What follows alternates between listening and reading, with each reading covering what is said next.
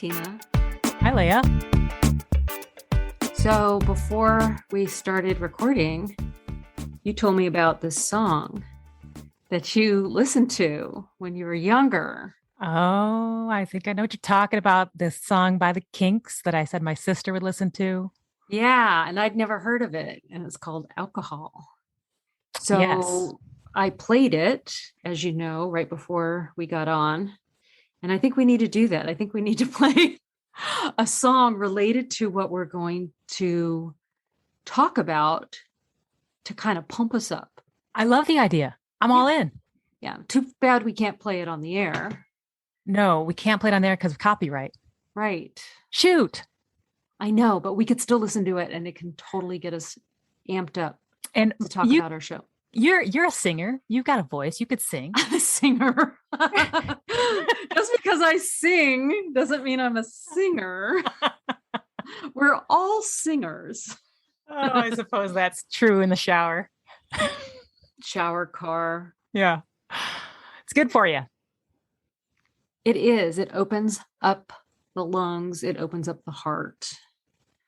Yeah. Oh, that kind of has to do with the first thing we're going to talk about too. Yes, we are. So we have in our next set of pods and our next single pod, 3 episodes. We're going to talk about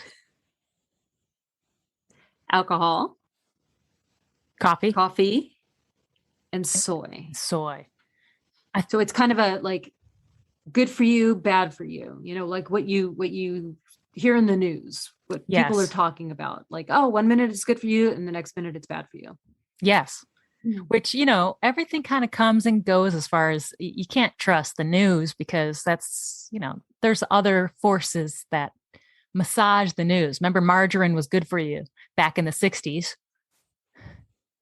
True. And eggs were bad for you. But I think that's also like, that goes deeper than just the news. I think it's just, they want like clickbaity type things. I think they want, like, wait, this thing that I love is going to make me sick or it's going to make me live forever. I think it's clickbait. I totally agree.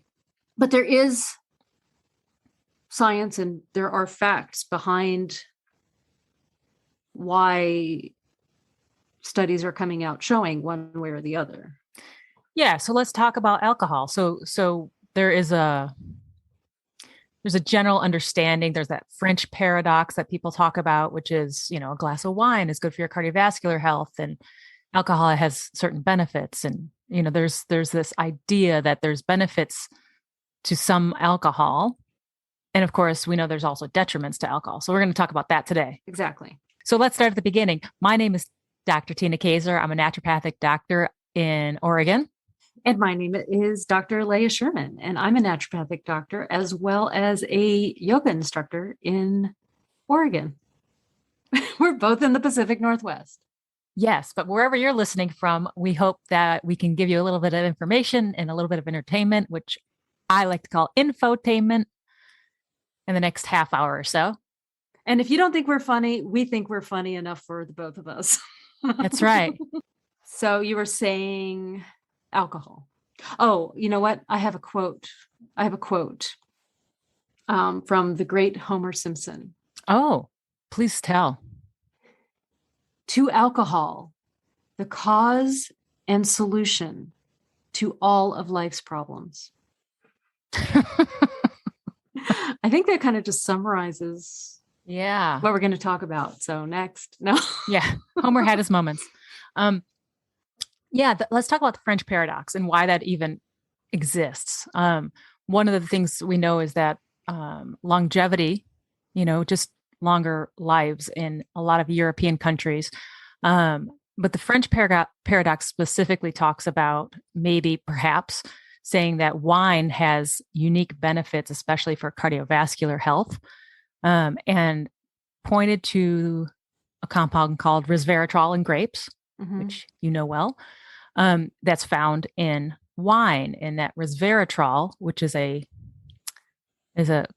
what makes the wine red, right? Resveratrol in the grape, just for the record, is what the grape uses to protect itself from funguses in nature. Oh, cool. Yeah. So resveratrol has a purpose for the grape. It doesn't just make it for our benefit. It makes it for its own benefit.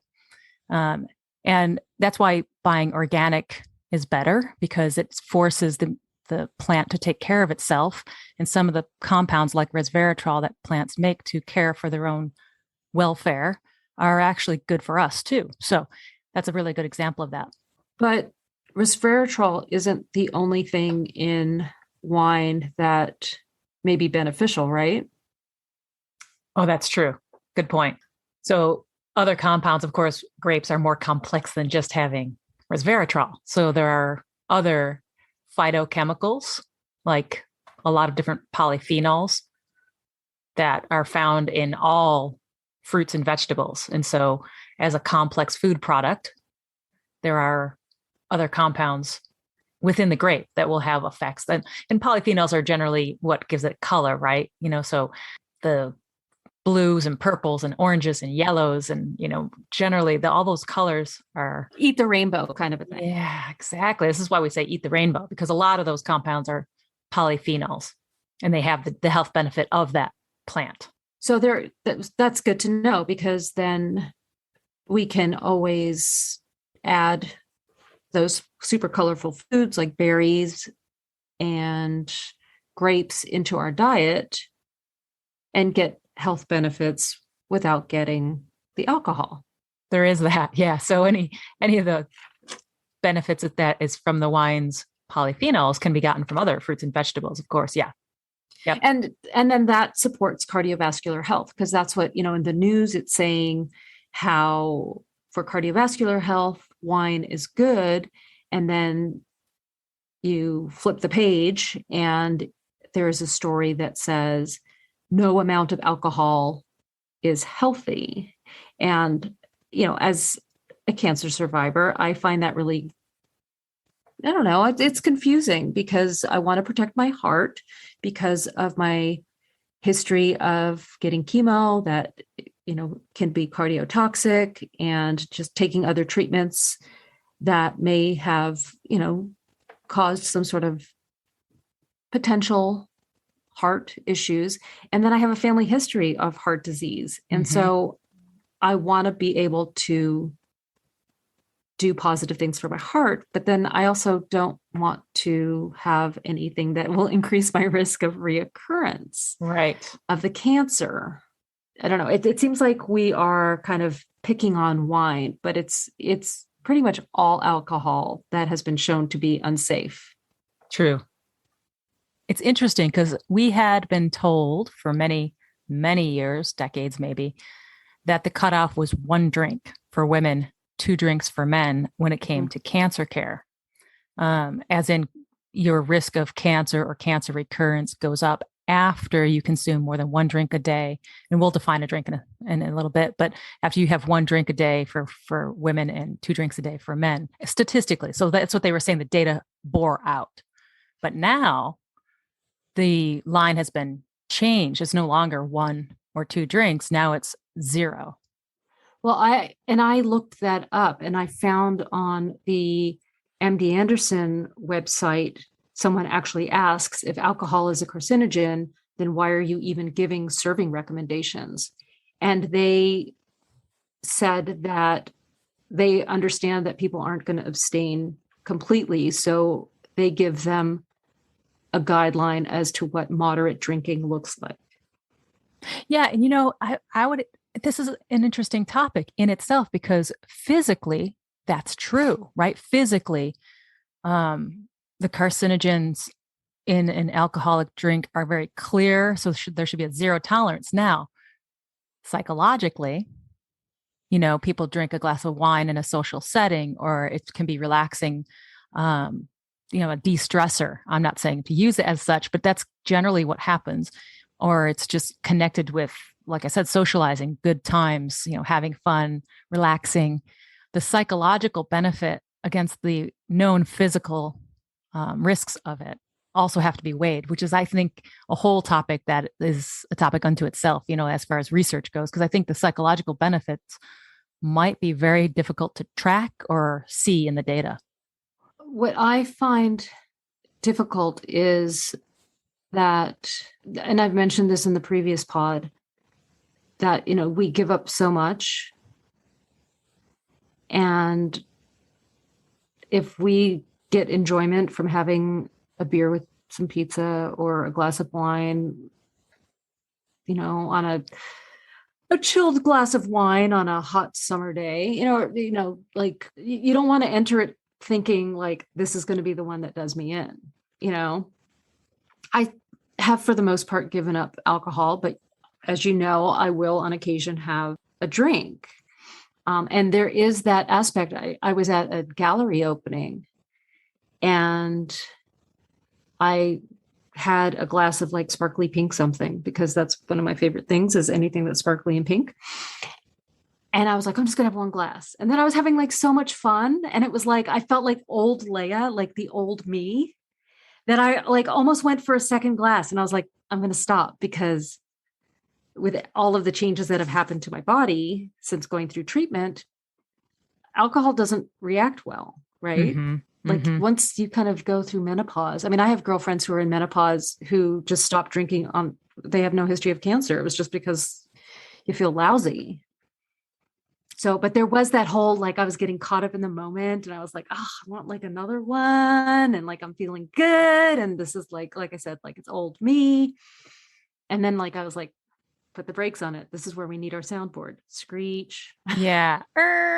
Yeah. The consequences. It's something to think about. And let's just say that, like, I think it's fair to say in the data, 0 is ideal. But let's not forget quality of life counts. So rather than being absolute and feeling like, you can never, ever have another stitch of a drop of anything that has alcohol in it, maybe making sure that if someone indulges, I think it's prudent, if someone wants to be prudent, to not have more than one serving. If you really, they should do that across the board. I mean, I can't see any reason to do 2, even if it's a gentleman. So yeah, I don't know if that's just based on weight, but probably that could be.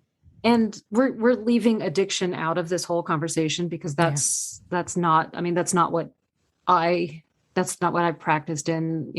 I'm familiar with addiction, but it's not something that like we're even breaking into that. I mean, there is that thing about questioning, why is it so hard for me to give it up? Mm-hmm. I mean, that's definitely something to explore, but this is like addiction aside. This is like, yes, the other side of it, Well, and you could actually, when you're not talking about actual alcoholism, you can lump it in probably with all sorts of comfort activities or comfort foods or things that bring comfort, despite the fact they're not good for you. Yeah. And you were saying it was the alcohol, and so it's the Acetaldehyde. Acetaldehyde. Yeah. Okay. We're going to edit that. So with the alcohol specifically, it's the acetaldehyde that is bad. And so how is that bad? Like, what is it in this substance that is so bad for us? So acetaldehyde is actually toxic to the genes. I mean, it's a toxic compound. Acetaldehyde shouldn't be in our bodies. It is a breakdown product of alcohol. And there is no safe amount of that. You really shouldn't have that circulating in us. It's very damaging. And there are a few other compounds too, like for example, if there's any aflatoxins, which are common on some foods out there, they can make their way into any alcoholic drink. It could be most likely wine or a beer or something like that, because they're less purified, right? So those fermented compounds like wines and beers and ciders are everything that was in the batch pretty much is in your glass, where when you take a distillate like vodka or gin, because of the distillation process and the purification, you're getting alcohol, but you're getting less other compounds. So it's a little less complex than the fermented drinks. So we have the aflatoxins, and then there's another compound. It's urethane. Urethane is Oh, that sounds like something that you'd clean. Yeah. it's the stuff you buy at Home Depot, kind of. It's the same compound. But that's another carcinogen that's found in alcohol is urethane sometimes. And it's just a sometimes natural, oh, it just naturally occurs. Naturally occurring. Yes. So very, very, very small amounts. But again, it's not a compound you really want in your system at any amount. Right. So when you realize that there's all these, not just the alcohol, which is ethanol, right? Ethanol is alcohol that is toxic all by itself. But then you have these other compounds that are directly toxic. These are toxic compounds that you can look up on, online in toxicity banks. Toxic compounds like ChemID is a website that I use to look at toxic compounds or compounds of any kind. So the acetaldehyde, you're saying it damages our genes. So it damages our DNA when we ingest alcohol. And when the DNA is damaged, then it prevents, like it damages cells, and then it prevents cells from repairing themselves. Mm-hmm. Yes. So the acetaldehyde is directly damaging to the DNA. And if there's a lot of reasons you can have trouble repairing the cells. It could be nutrient deficiency. This is like partying like a rock star. Yeah, alcohol can cause one to have, nutrient deficiency too. It can deplete certain important vitamins. Yeah, that's a good point, right? So in order to repair the DNA, you have to have folic acid. Mm-hmm. And folate alcohol, good old ethanol that's found in any of these drinks that we're talking about. Because we're not just picking on wine. We're saying wine, but we're not picking. We're picking on it all. We're picking on hard liquor. We're picking on beer.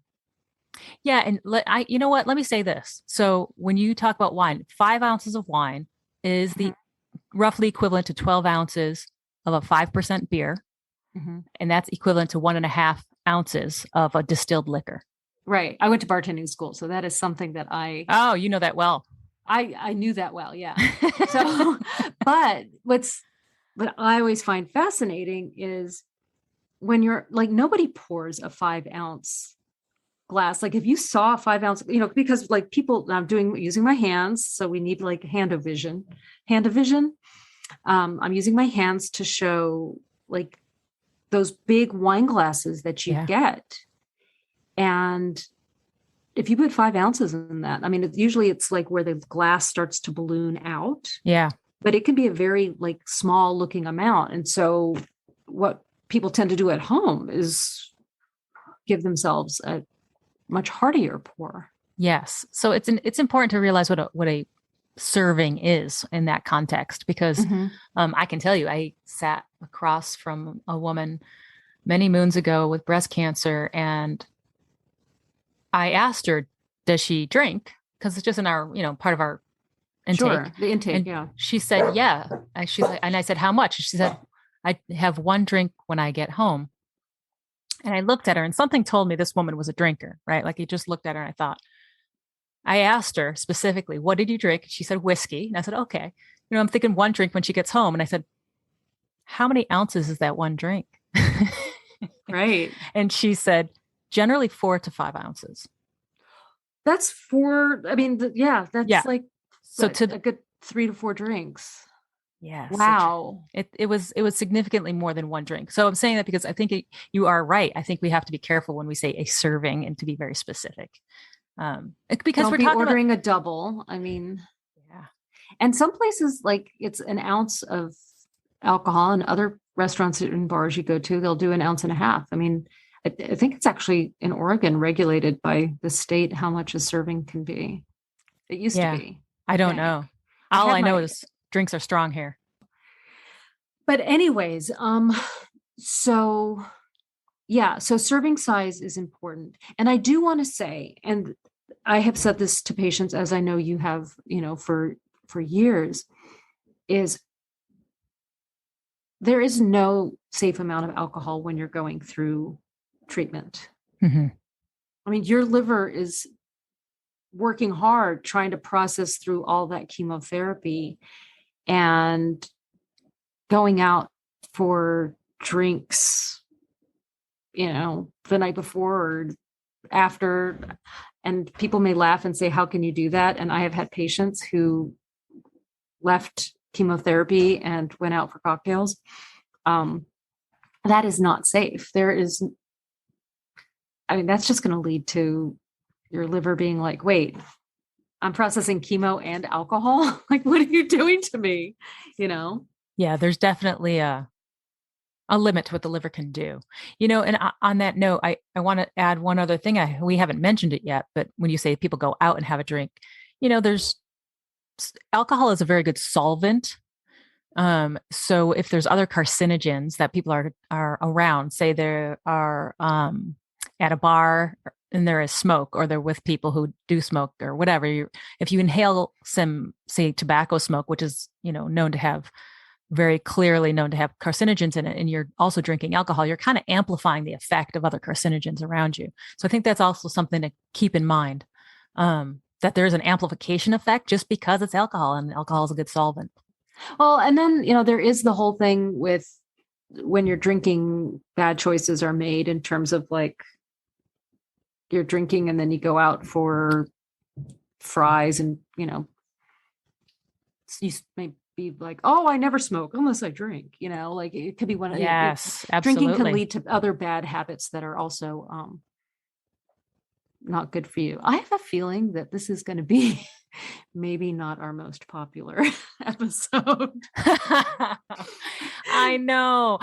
See, and I wanted to find out the virtues and our vices, right? Like I want to be like, oh yeah, but you know what? Alcohol doesn't have a ton of virtue, because even that wine that we mentioned in the beginning, you could do grape juice and get the same effect. It doesn't taste the same. But no. Okay. So that is true. There are foods that do have the resveratrol. So they have the beneficial parts of, what the studies are showing, why wine is good for you. There are foods that have resveratrol, like berries and grapes. Peanut skins. Peanut skins. That's my favorite. Wow. Well, it's my favorite because I was just amazed that they had it. I was like, oh. No, that's why I'm wowing. Yeah. I knew that there were other things. So, but there are, it's easy to find in an online search as to like a comprehensive list of foods and beverages that are non-alcoholic. But there also are non-alcoholic options. And those are things that I have been exploring. In the first pod, in one of the episodes, I mentioned that I drink a sparkling hop tea, and it comes in a can and it feels like a beer, and it's hoppy, which is one of the ingredients in beer. And they have the brand that I like has 3 different flavors. So one has chamomile, so it's relaxing. One has black tea, so it is invigorating. And then there's a citra hop one, which just is kind of like a IPA-ish, I think that's the most beery one. Mm-hmm. So that's a great option for people if they miss beer. Yeah. If they want to give up, if they choose to stop drinking, yet they want something they can have every day. Yeah, because the act of drinking something that is, it's the action, it's the socialization, it's the atmosphere, it's being on a raft, going down a river on a sunny, hot day, and being able to reach in the cooler and drink something that's akin to a beer for some people, if that's what they were doing before. But I see your point. Like you could just stock those things, have an enjoyable beverage, and not have the alcohol at all. I think I love that idea. And what's kind of a good thing maybe that came out of all of this, the COVID quarantine, the past year and a half, almost 2 years that were going on, is that people are becoming more aware of how much they were drinking. And so there are a lot of craft type non-alcoholic beers available. And I've been trying them, and some of them are really good. Some of them have, they're actually like made with alcohol, and then the alcohol is taken out. That's how you make a non-alcoholic beer. So there are trace amounts of alcohol. I think it's like comparable, if not less, than what normal kombucha has, which is fascinating. Mm-hmm. As kombucha can also be an alternative to having an alcoholic beverage. So non-alcoholic beers are an option. And then there are non-alcoholic wines, which people are like, yeah, that's grape juice. But no, they actually have alcoholic wines that they de-alcoholize. Okay. And I tried one. I tried a Chardonnay, and I have to say I did not like it at all. It tasted like if you were to leave a bottle of sparkling wine out for a couple nights and it went flat. That sounds kind of nasty. It really was not pleasant. There were other brands, and so I'm actually going to experiment and try those as well. There was one that was exciting to me because it was a non-alcoholic Tempranillo, and I used to love Tempranillos, and red wine aggravates my hot flashes, and so I'm really curious to see like if I can tolerate it. So that's another option, is that there are these de-alcoholized wines, and they do have, again, trace amounts of alcohol, but it's so minimal. I'm trying to think. I tried a non-alcoholic gin. They have those too, these non-alcoholic spirits, and so and those are kind of cool because they're like herbal blends. Well, yeah, a little of that and some, either soda stream water or tonic water. And it really did taste like, like an alcoholic drink, but minus the alcohol. Yeah. And especially with something like gin, because that's the juniper flavor. Yeah. And then you put it with some tonic, which is such a distinct flavor. And then, a little bit of lime. Yeah, that was the other thing that I was going to try some of those brands. And if anyone's listening and they're want to sponsor us and send us some free samples, I might be okay with that.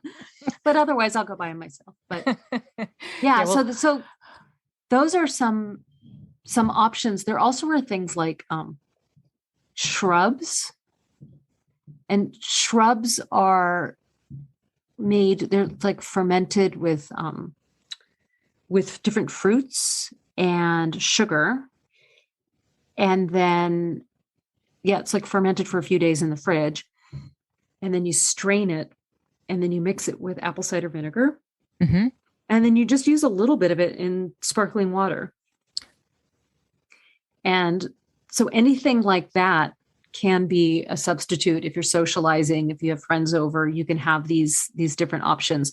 And I'm sure in the Portland area, there are trendy bars that have shrubs, available, and they probably make cocktails with them too. But those are like nice mocktail type things that you can find.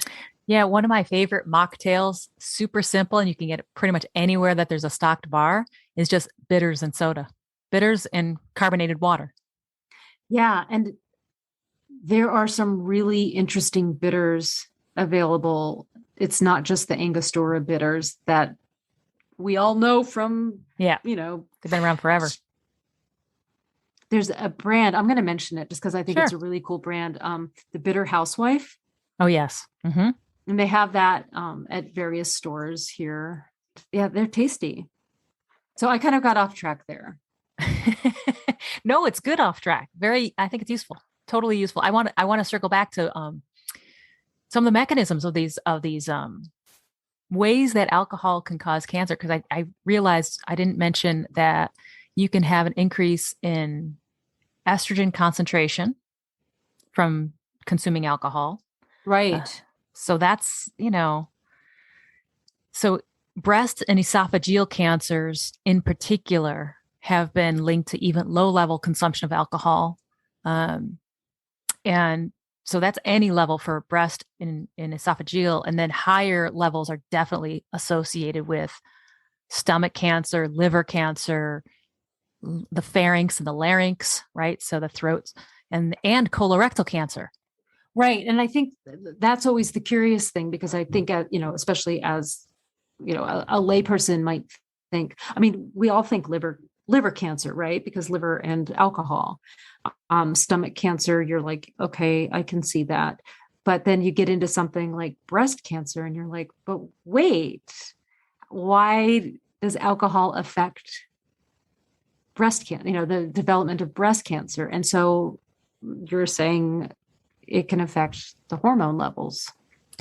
Yeah, it can definitely affect the hormone levels. And for both breast and colorectal cancer, folate deficiency is linked to those two cancers as well. So there's another commonality. And alcohol consumption can lead to B vitamin deficiencies, including folate. So I don't know if that's part of it. There's also, alcohol doesn't. Go ahead. I don't want people to go out and start taking a multi-B vitamin. No, that's a whole nother show. I want to talk someday about kind of the sweet spot for everything. You don't want to mega dose anything. You don't want to overdo anything. I mean, especially B vitamins. Yeah, especially B vitamins. There's, when you're doing that, you're pushing pathways. And, if there are cancer cells, you can be pushing those cancer cells paths just like a normal cell. So you have to kind of be judicious in your use of supplements, particularly if you're doing anything in a high dose. I mean, you really need to learn what the possible effects could be, not just the beneficial effects, but maybe the detrimental effects that are less talked about. Because let's face it, if you're selling a nutrient, you're not going to be on the market talking about the negative effects of that nutrient. I mean, it's not what goes out there. What goes out there is all marketing information. That's most of what people hear. So it sounds like it's all good, only good, never bad, which is not quite the truth. Right. And so what people might find unusual for us being naturopathic doctors is they probably expect us to be pushing supplements, but we're actually always pushing food sources of things. I mean, we're pushing it to our patients. We push food to our patients, which we don't, but we promote. We favor food before a supplement pill. Absolutely, always, because foods are complex and they come with everything you need. Usually, they have complementary compounds in them, where a pill is isolated and it's simple. It's a simplified version, and often synthetic, and so it might not be what your body is looking for. Yep, more often than not. And there are foods, as I'm going to digress, there are foods that are supportive to our liver, like certain fibers and cruciferous vegetables and those kinds of things that have lots of nutrients that can support. They have the folate. Yep. Leafy greens. I think Brussels sprouts. Love them. Roasted. Yes. Yeah. Oh, yeah. And beets, of course, which I do not like. I love them. They taste like dirt. And sometimes that's delicious. I don't know. I just like them.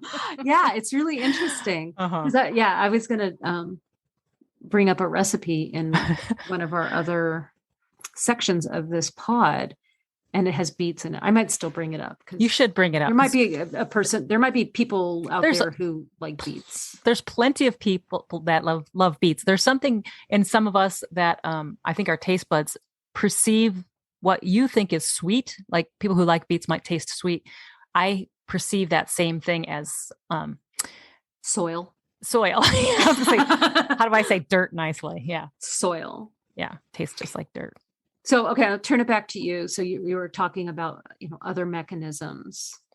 Oh, yeah. So the other thing is oxidative stress. We didn't talk about kind of there is what happens when people drink alcohol is it increases some enzymes in the liver that increase oxidative stress overall in the body.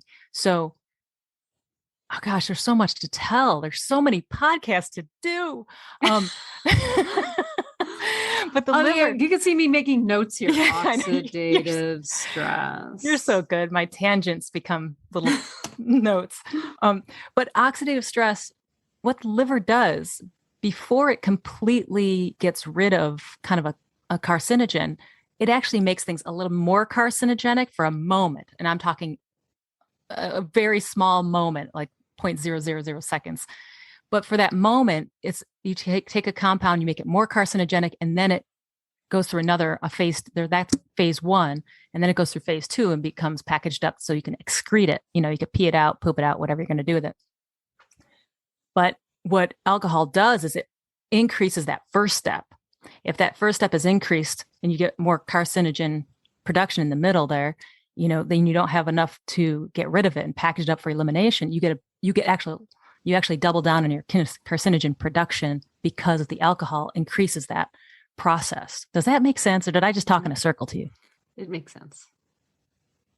So you basically you have increased carcinogen production because of alcohol. You're not impressed. I'm just, it's overwhelming. I think because in the back of my head, I'm just thinking about my 20s and my 30s. Oh. It really, I don't necessarily look for like, oh, what was the cause? What was the one specific cause for my cancer? Sure. In my mind, I'm like, oh, I was pretty healthy. I was like maintained my weight. And, right before I was diagnosed, I was like super, super healthy, the healthiest I'd ever been. Haha. But yeah, I definitely spent my 20s, in New York City, going to clubs and drinking and, up until my 30s. I remember when I finally went back to school so I could go to naturopathic school. I put a limit. I was like, at one point, I'm like, okay, no drinking during the week because it just interfered with, studying or whatever. It makes me sound like I was a really heavy drinker. And I actually may have just been like a very, very social drinker, if I admit it. I don't find it hard to stop drinking, but like I said, there is that social aspect of like, sure. This is the old me, the old party me. So it's, I do believe alcohol to be one of the many, many factors, especially like having been an art student back in the 80s and being exposed to a lot of toxins and then imbibing in alcohol, it's all that stuff that you're saying, like alcohol just kind of makes things like, it makes the solvents that I was exposed to even more soluble. Yeah, it didn't help. Joy. Yeah. So no, it's just one of those things where it does get overwhelming. And that's why I think that this is, it's a tough subject. Yeah. Well, and I'm with you on that. I think for the most part, cancers are due to a lot of factors. And the last thing I want anyone to do is, look back and beat themselves up over whatever they did in their lifetime. All you can do is look forward, right? And affect your future. You can't go back and redo your 20s.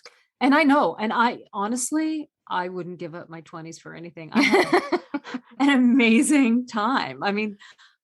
I have had a pretty cool life. So I wouldn't give it up, but I would have kind of liked to have known what I was entering myself into.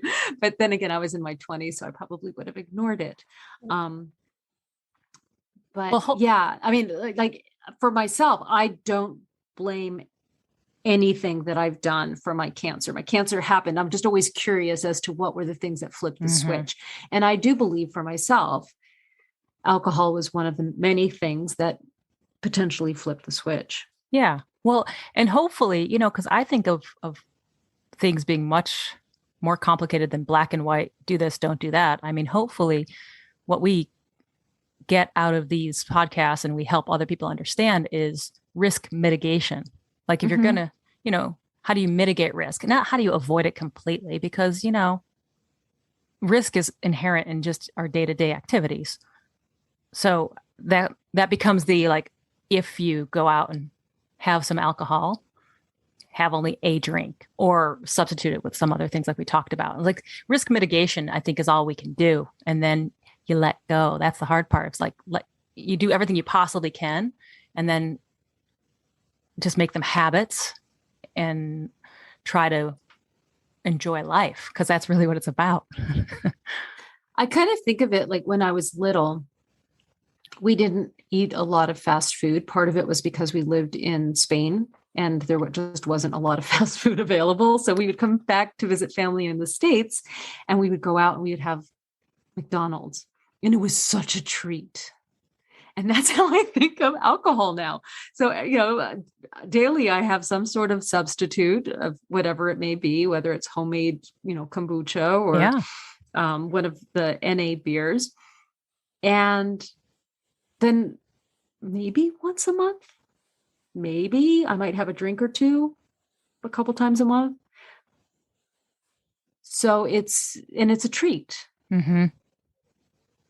But I save it for like special occasions. Yeah, that's kind of what I think we were talking about with quality of life against, zero, like, the recommendations coming out of Medscape and stuff saying now the rule is zero alcohol. It's like, well, the question is this really consequential to have one drink a couple times a month? I'm going to guess that will not, if you watch 10,000 or 50,000 people, that you would not be able to tease out the people who had a drink or two a month, their recurrence rate or their longevity or anything that you study versus those who abstained. And I mean, there were plenty of patients that I've seen who had one of the cancers where alcohol is, possibly causative, who never had a drink of alcohol in their entire life. Oh, sure. So it's not like, oh, I drank, that's why. I mean, no. We worked in a community in Northern Indiana where there were plenty of people who never drank alcohol, never smoked cigarettes, never, they never had any of those kinds of exposures. And they still got cancer because that's what cancer does. Yes. Yes. We don't always know what causes it. All we can do is look at risk factors and, mitigate them. But they are risk factors. They're not set in stone. Right. It's not like, like you were saying, it's not like if A, then B. Mm-mm. No, if it were that simple, we could avoid it completely. Right. That would be nice. So we've kind of covered a lot. I feel like we could keep talking about this, but we have other subjects to move on to. Our next episode will be about coffee. So good for you, bad for you. All about coffee.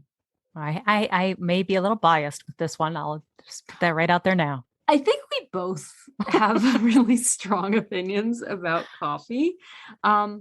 Again, I will say, I think this will be this pod. These 3 episodes will be controversial. Yes, I know. I mean, we don't want to like rain on anyone's parade, but we're just going to talk truth, right? That's all you can do. Here's the data. We're putting information out there. I mean, we're reading it in the news anyways, and so we're talking about it. We started with the evil demon alcohol, didn't we? The Kinks. Go out and listen. It's on YouTube. Go out and listen to the Kinks, and then get ready, and we'll come up with a song for coffee. Black Coffee in Bed by Squeeze. Isn't that Squeeze? I think that's Squeeze. Oh gosh, I don't know that kind of stuff. I might have to edit this out if it's not. All right. So this has been our alcohol episode. We're going to talk about coffee next. Good for you, bad for you. I am Dr. Leah Sherman. And I'm Dr. Tina Kaiser. And this has been the Cancer Pod. Thanks for listening.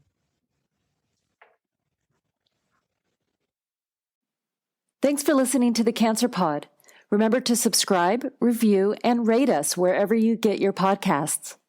Follow us on social media for updates. And as always, this is not medical advice. These are our opinions. Talk to your doctor before changing anything related to your treatment plan. The Cancer Pod is hosted by me, Dr. Leah Sherman, and by Dr. Tina Kaiser. Music is by Kevin MacLeod. See you next time.